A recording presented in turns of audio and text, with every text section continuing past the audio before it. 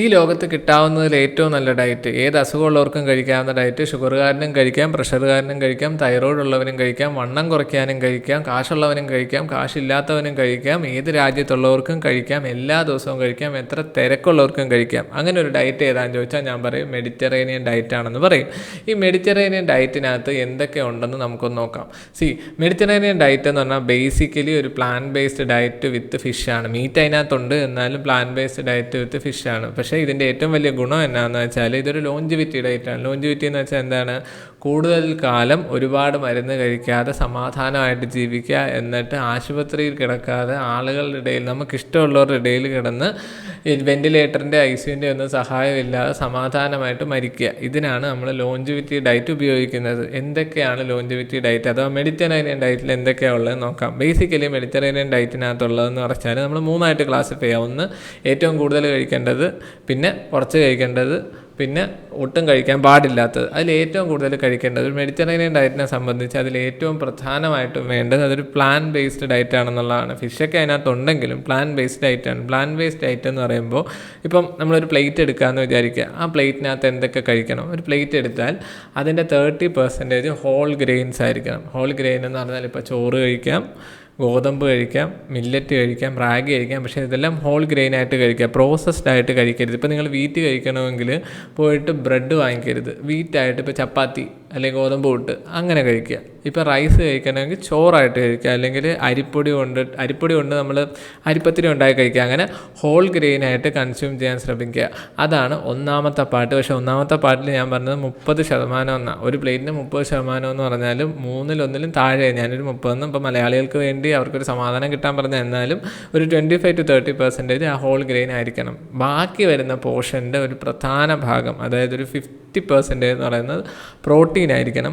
ഈ പ്രോട്ടീൻ എന്ന് പറയുമ്പോൾ എന്തൊക്കെ പ്രോട്ടീൻ ഉൾപ്പെടും? ഒന്നെന്ന് പറയുന്നത് പ്ലാൻ ബേസ്ഡ് ആയിട്ടുള്ള പ്രോട്ടീനാണ്. അതാണ് ഏറ്റവും പ്രധാനപ്പെട്ട സോഴ്സ്. പ്ലാൻ ബേസ്ഡ് പ്രോട്ടീൻ എന്ന് പറയുമ്പോൾ എന്തൊക്കെ വരും അതിനകത്ത്? നമുക്ക് അറിയാവുന്ന പോലെ പയർ വർഗ്ഗങ്ങൾ ഇഷ്ടം പോലെ കഴിക്കുക, അതുപോലെ എന്താ പറയുക, ഗ്രീൻ ലീഫി വെജിറ്റബിൾസ് നല്ലതുപോലെ കഴിക്കുക. ഇതുപോലത്തെ സാധനങ്ങളാണ് പ്ലാൻ ബേസ്ഡ് പ്രോട്ടീനകത്തുള്ളത്. അടുത്തതെന്ന് പറയുന്നത് ആനിമൽ ബേസ്ഡ് പ്രോട്ടീനാണ്. പക്ഷേ അത് അൺപ്രോസസ്ഡ് ആയിട്ടുള്ള ട്രാൻസ് ഫാറ്റ് ഇല്ലാത്ത ലീൻ പ്രോട്ടീൻ ആയിരിക്കണം. എന്താണ് അൺപ്രോസസ്ഡ് ആയിട്ടുള്ള ട്രാൻസ് ഫാറ്റ് ഇല്ലാത്ത ലീൻ പ്രോട്ടീൻ? ഒന്നുമില്ല, കടയിൽ പോവുക, മീൻ വാങ്ങിക്കുക, വീട്ടിൽ കൊണ്ടുവരിക, വറുത്ത് കഴിക്കുക. പക്ഷേ മീൻ വറുക്കുമ്പോൾ ഒരേ വെളിച്ചെണ്ണ 4 തവണ ഉപയോഗിക്കരുത്. അപ്പോൾ എന്ത് പറ്റും? ട്രാൻസ് ഫാറ്റ് കൂടും. രണ്ടാമത്തത്, കടയിൽ പോയി മീൻ വാങ്ങിക്കുമ്പോൾ നല്ല മീൻ വാങ്ങിക്കുക. നമുക്ക് പരിമിതികളുണ്ട് നല്ല മീൻ കിട്ടാനായിട്ട്, പക്ഷേ എന്നാലും നമ്മുടെ കഴിവിൻ്റെ പരമാവധി നമ്മൾ ശ്രമിച്ചിട്ട് നല്ല മീൻ വാങ്ങിക്കാൻ നോക്കുക. എന്നിട്ട് മീൻ വറുക്കുമ്പോൾ കുറേ മസാലയും കുറേ കുരുമുളകും കുറേ മുളക് പൊടി ഇതെല്ലാം കൂടി ഇട്ട് വറുക്കരുത്. നമ്മൾ മസാല കുറച്ചിട്ട് കൂടുതൽ ആ ഫിഷിൻ്റെ ഫ്ലേവർ കിട്ടുന്നത് പോലെ വെളിച്ചെണ്ണയ്ക്കകത്ത് വറുക്കുക, ഒരു കുഴപ്പമില്ല. പക്ഷേ വെളിച്ചെണ്ണ അന്ന് മാത്രം ഉപയോഗിക്കുക. ആ ഉപയോഗിച്ച വെളിച്ചെണ്ണ അതേപോലെ കളഞ്ഞേക്കുക. വീണ്ടും അടുത്ത തവണ മീൻ വറുക്കാൻ എടുക്കരുത്. അത്രേ ഉള്ളൂ. വെളിച്ചെണ്ണ നല്ല സാധനം തന്നെയാണ്, പക്ഷേ നമ്മൾ ഉപയോഗിക്കുന്ന രീതി മോശമാകുമ്പോഴാണ് വെളിച്ചെണ്ണ മോശമാകുന്നത്. സോ അങ്ങനെ മീൻ വറുത്ത് കഴിക്കുക. മീനാണ് ഏറ്റവും നല്ല ആനിമൽ പ്രോട്ടീനായിട്ട് അവർ ഉപയോഗിക്കുന്നത്. അവരെന്നെ ഉദ്ദേശിക്കുന്നത് ഈ മെഡിറ്ററേനിയൻ ഡയറ്റ് സത്യത്തിലും മെഡിറ്ററേനിയൻ രീതിയിലുള്ള ആൾക്കാർ ഉപയോഗിച്ചുകൊണ്ടിരുന്ന നമ്മുടെ നാട്ടിൽ ഉപയോഗിക്കുക ഒരു കുഴപ്പമില്ല കേട്ടോ. ഞാൻ അങ്ങനെ പറഞ്ഞതുകൊണ്ട് പറഞ്ഞതാണ്. പിന്നെ ഈ മീനിൻ്റെ കൂടെ എല്ലാ ദിവസവും മുട്ട കഴിക്കാൻ ശ്രദ്ധിക്കുക. മുട്ടയ്ക്കകത്ത് കൊളസ്ട്രോൾ ഉണ്ടെന്നുള്ള മിത്തൊന്നും ആരും വിശ്വസിക്കരുത്. മുട്ടയ്ക്കകത്ത് കൊളസ്ട്രോൾ ഉണ്ട്, പക്ഷേ അതുകൊണ്ട് നിങ്ങൾക്ക് കൊളസ്ട്രോൾ ഒന്നും വരാൻ പോകുന്നില്ല. സോ 1-2 eggs എല്ലാ ദിവസവും കഴിച്ചോളാം. ഹോൾ എഗ്ഗ് കഴിക്കാൻ കുഴപ്പമൊന്നുമില്ല. അൺലെസ് നിങ്ങൾക്കൊരു എന്താ പറയുക കിഡ്നിയുടെ റിലേറ്റഡ് ആയിട്ടുള്ള എന്തെങ്കിലും പ്രശ്നമുണ്ട്, അല്ലെങ്കിൽ ഒരു ഹൈ എന്താ പറയുക കുറച്ചുകൂടെ ഒരു മോണിറ്റേർഡ് ഡയറ്റ് വേണ്ട, ഏതെങ്കിലും ഒരു അസുഖം ഇല്ല എന്തുണ്ടെങ്കിൽ നിങ്ങൾക്ക് ഉറപ്പായിട്ടും 1-2 eggs എല്ലാ ദിവസവും കഴിക്കാം. പറ്റുമെങ്കിൽ നാടൻ മുട്ട തന്നെ കഴിക്കാൻ നോക്കുക. അതൊക്കെ കിട്ടുന്നവർ ഭാഗ്യവാന്മാരാണ്. കിട്ടുന്നവർ അത് തന്നെ യൂസ് ചെയ്തുള്ള, ഇല്ലെങ്കിൽ വേറെ ഓപ്ഷനൊന്നും ഇല്ലെങ്കിൽ സാധാരണ മുട്ട തന്നെ മേടിച്ച് യൂസ് ചെയ്യുക. ഏറ്റവും നല്ലത് ഞാൻ പറയാമെന്ന് പറഞ്ഞാൽ, നിങ്ങൾ ഒരു വീട് വെക്കുന്നതിൻ്റെ കൂടെ കുറച്ച് പൈസയ്ക്ക് ഇപ്പം വില കുറഞ്ഞ ഒരു സ്ഥലത്ത് ഒരു 5 സെൻറ്റ് സ്ഥലം വാങ്ങിച്ചിട്ട് അവിടെ എന്തെങ്കിലും കൃഷി ചെയ്യുക. ഞാനും അങ്ങനത്തെ ഒരു പ്ലാനിലൊക്കെയാണ്. സോ അങ്ങനെ എന്തെങ്കിലും കൃഷി ചെയ്തിട്ട് അവിടെ നിന്ന് കിട്ടുന്ന പച്ചക്കറിയും, അവിടെ ഇപ്പോൾ ഒരു കോഴിക്കോട് വെച്ചിട്ട് കോഴിയെ നോക്കി ഒരാളെ നിർത്തിയിട്ട് അത് ജയിച്ചാൽ പോലും ഞാൻ പറയുന്നത് ആശുപത്രി ബില്ലിൻ്റെ അത്രയും പൈസ വരത്തില്ലല്ലോ അതിൻ്റെ ചിലവിന്. സോ അങ്ങനെ എന്തെങ്കിലുമൊക്കെ ചെയ്തിട്ട് കുറച്ച് ഓർഗാനിക്കായിട്ട് ജീവിക്കാൻ നോക്കുക. ഈ പറയുന്നതിൻ്റെ ഇടയിൽ പറഞ്ഞതെന്ന് മാത്രമേ ഉള്ളൂ. സോ അപ്പോൾ നമ്മൾ ഫിഷായി, എഗ്ഗായി, അപ്പോൾ എന്തായി? ആനിമൽ ബേസ്ഡ് പ്രോട്ടീനായി. ഇനി ഇതിൻ്റെ കൂടെ നല്ല ഫാറ്റ് കഴിക്കുക. ഫാറ്റ്, കൊളസ്ട്രോൾ എന്ന് പറയുന്ന സാധനം നിങ്ങളുടെ ആരോഗ്യത്തിന് ഭയങ്കര ഹാനികരമായൊരു സാധനമൊന്നുമല്ല. ദ തിങ് ഈസ് നമ്മൾ നല്ല ഫാറ്റ് ഉപയോഗിക്കുക. ഏതാണ് നല്ല ഫാറ്റ്? മോണോ അൺസാച്ചുറേറ്റഡ് ഫാറ്റും പോളി അൺസാച്ചുറേറ്റഡ് ഫാറ്റുമാണ് നല്ല ഫാറ്റ്. അത് എന്തിൽ നിന്നൊക്കെ കിട്ടും? അത് മീനിൽ നിന്ന് കിട്ടും, ഒലിവ് ഓയിലിൽ നിന്ന് കിട്ടും, നട്ട്സിൽ നിന്ന് കിട്ടും. സോ ഇതുപോലത്തെ സാധനങ്ങൾ കഴിക്കുക. നല്ല പൈസയുള്ള ആളാണെങ്കിൽ ഒലിവ് ഓയിൽ വാങ്ങിച്ചോളാം. നിങ്ങൾ ഐഫോൺ വാങ്ങിക്കാൻ പൈസ ചിലവാക്കുന്നതിൽ നല്ലതാണ് നിങ്ങൾ ഒലിവ് ഓയിൽ വാങ്ങിക്കുക എന്ന് പറയുന്നത്. സോ ഒലിവ് ഓയിൽ വാങ്ങിക്കുക, അതും നല്ല olive oil, extra virgin olive oil use ചെയ്യുക. അത് വാങ്ങിക്കാൻ പറ്റുന്നില്ലെങ്കിൽ കുഴപ്പമില്ല, ഇച്ചിരി നട്ട്സ് വാങ്ങിച്ച് കഴിക്കുക, ഇച്ചിരി ഡേറ്റ്സ് വാങ്ങിച്ച് കഴിക്കുക, ഇച്ചിരി എന്താ പറയുക നല്ല മീൻ വാങ്ങിക്കഴിക്കുക. ഏത് മീനും കഴിക്കാം, ചൂര തന്നെ കഴിക്കണമെന്നൊന്നുമില്ല, മത്തി കഴിച്ചാലും മതി. പക്ഷേ നല്ലതുപോലെ കഴിക്കുക, എല്ലാ ദിവസവും കഴിക്കുക, നല്ലതുപോലെ പ്രിപ്പയർ ചെയ്ത് കഴിക്കുക, അപ്പം ഫാറ്റും കിട്ടും. സോ ഇതാണ് നമ്മൾ ഒരു ദിവസം മസ്റ്റായിട്ടും കഴിക്കേണ്ട ഫുഡ്. അപ്പോൾ നിങ്ങൾ ചോദിക്കും ഇതിനകത്ത് പാലില്ലല്ലോ. ഐഡിയലി പാലെന്ന് പറയുന്ന കുട്ടികൾക്കുള്ള ഭക്ഷണമാണ്, നമ്മൾ പ്രായമുള്ളവർക്കുള്ളതല്ല. ഒന്നാമത്തെ കാര്യം എന്നാന്ന് വെച്ചാൽ പാല് നമുക്ക് ഡൈജസ്റ്റ് ചെയ്യാനുള്ള കേപ്പബിലിറ്റി കുറവാണ് നമ്മൾ പ്രായം കൂടുന്തോറും. പിന്നെ രണ്ടാമത് സ്ത്രീകൾക്ക് പാല് കൊണ്ട് 21 വയസ്സിന് ശേഷം സ്ത്രീകൾ പാല് കുടിക്കുന്നതുകൊണ്ട് അവർക്ക് ഹെൽത്ത് റിസ്കുകൾ കൂടുതലാണെന്ന് തന്നെ 2-3 സ്റ്റഡീസ് വന്നിട്ടുണ്ട്. സോ പ്രയോജനമില്ലാത്ത ഒരു സാധനം വെറുതെ റിസ്ക് എടുത്ത് ഇത്രയും കാശ് എടുത്ത്, മിൽമയൊക്കെ പാലിന് വില കൂടുന്ന സമയമല്ലേ. സോ അങ്ങനെ ഒരു സാധനം വാങ്ങിച്ച് കഴിക്കേണ്ട ആവശ്യമില്ല. കുട്ടികൾക്ക് പാൽ കൊടുത്തോളൂ, അവർക്ക് നല്ലതാണ്. സോ കുട്ടികൾക്ക് പാൽ കൊടുക്കുക, പ്രായമുള്ളവർ അങ്ങനെ പാൽ കുടിക്കേണ്ട ആവശ്യമുണ്ടെങ്കിൽ ഭയങ്കര നിർബന്ധമാണ് വല്ലപ്പോഴും കുടിക്കുക. പിന്നെ ചായ കുടിക്കണോ കാപ്പി കുടിക്കണോ എന്നോട് ചോദിച്ചാൽ I am a big fan of kaapi. So കാപ്പി കുടിക്കുക. ഈ കാപ്പി എപ്പോഴാണ് മോശമാകുമെന്ന് പറഞ്ഞാൽ അതിനകത്ത് 1.5 കിലോ പഞ്ചസാരയും കൂടി ഇടുമ്പോഴാണ്. സോ കാപ്പിയിൽ പഞ്ചസാര ഇട്ട് അതിനെ മലിനമാക്കരുത്, പഞ്ചസാര ഒരിച്ചിരി ഇടുക, എന്നിട്ട് ബ്ലാക്ക് കോഫി കുടിക്കുക. പാലില്ലാതെ ബ്ലാക്ക് കോഫി കുടിക്കുക, ഭയങ്കര നല്ലതാണ്. അതിന് കുറേ ഡീടോക്സ് എഫക്റ്റും കുറേ ലോഞ്ചിവിറ്റി എഫക്ട്സും ഒക്കെ ഉണ്ട്. സോ ഇറ്റ്സ് ബെറ്റർ കാപ്പി കുടിക്കുക. ചായ ഇറ്റ്സ് ഓക്കെ, പക്ഷേ അതിൻ്റെ അളവ് കുറച്ച് കഴിക്കുക.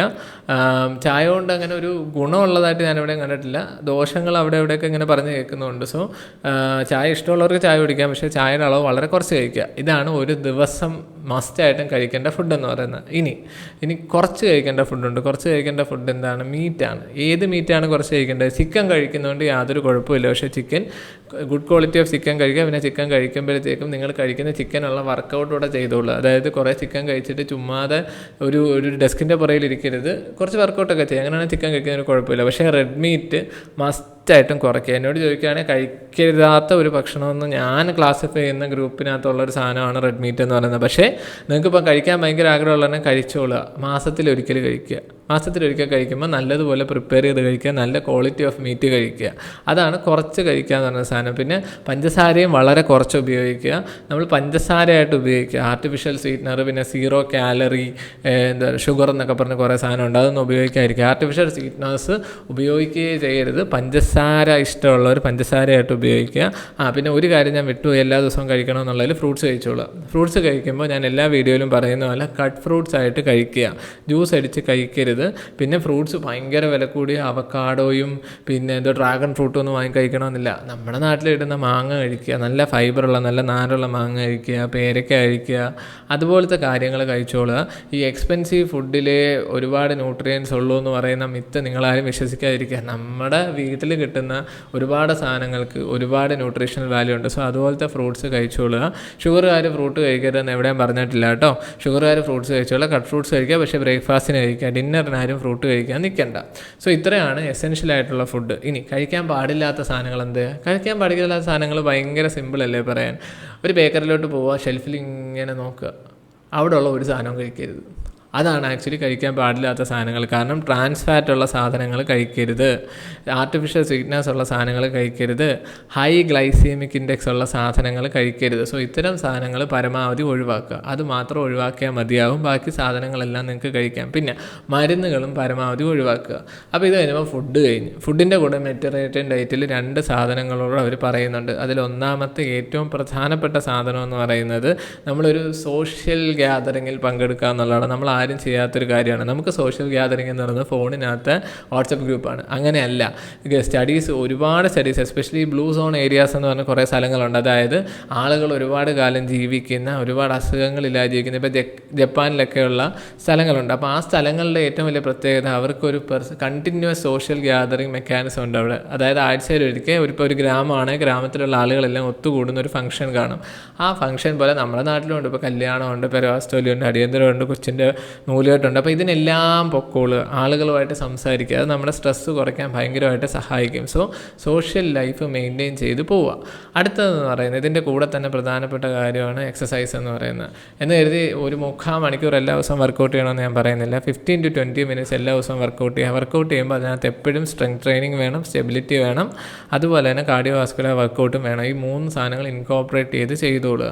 ഈ എക്സസൈസ് എന്ന് പറയുന്നത് നിങ്ങളൊരു ബാധ്യതയായിട്ട് കാണാതെ ലൈഫിൻ്റെ ഒരു പാർട്ടായിട്ട് കാണുക. ഇപ്പോൾ രാവിലെ എഴുന്നേറ്റ് പല്ല് വെക്കുക എന്നുള്ളത് നിങ്ങൾക്ക് ആരും പറഞ്ഞു തരേണ്ട ആവശ്യമില്ല. കാരണം എന്താ, അതൊരു ഓട്ടോമേറ്റഡ് റിഫ്ലെക്സ് ആണ്. അതുപോലെ രാവിലെ എഴുന്നേറ്റ് ഡമ്പലെടുത്ത് ഒരു 2 ഡമ്പൽ കേൾ ചെയ്യുക എന്ന് പറയുന്നത് നിങ്ങളുടെ ജീവിതത്തിൻ്റെ ഒരു ഭാഗമാക്കി ഒരു ഓട്ടോമേഷനാക്കി മാറ്റുക. അങ്ങനെയാണെങ്കിൽ നിങ്ങൾക്ക് അത് ചെയ്യുന്നതിന് ഒരു ബുദ്ധിമുട്ടും തോന്നത്തില്ല. So exercise 15 to 20 minutes every day. പിന്നെ അടുത്തതെന്ന് പറയുന്നത് ജീവിതത്തിൽ നിന്ന് സ്ട്രെസ് ഒഴിവാക്കുക. ജീവിതത്തിൽ നിന്ന് സ്ട്രെസ് ഒഴിവാക്കുന്നതിനെക്കുറിച്ച് ഞാൻ ഒരുപാട് വീഡിയോ ഇപ്പോൾ തന്നെ ചെയ്തിട്ടുണ്ട്.